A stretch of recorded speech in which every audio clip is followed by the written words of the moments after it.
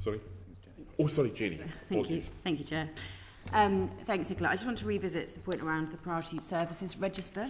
Are we right in saying that you're one of the worst performers in terms of reaching the target set by Ofwat?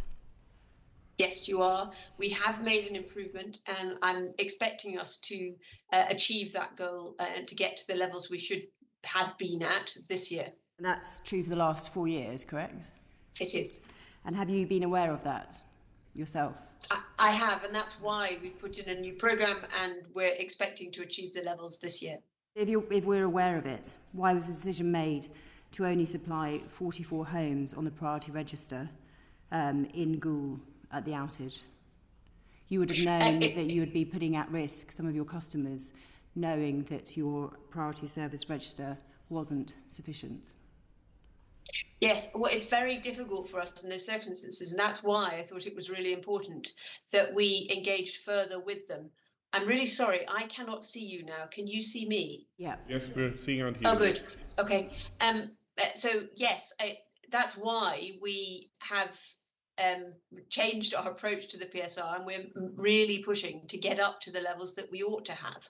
We've worked really hard with energy companies as well to collect the data from them and share it with our customers, and to make sure we've got all of our more elderly customers on our register as well. I understand that, and I think your customers will welcome that news, but I think I'm questioning the decision making, that you knew that your priority services register wasn't up to scratch, and you knew as an organisation that it lacked, it wouldn't have been a complete register, and you made that decision to only supply 44 households with bottles, knowing that you would be leaving vulnerable and at-risk customers without sufficient services. I'm questioning the decision making rather than the review of that list.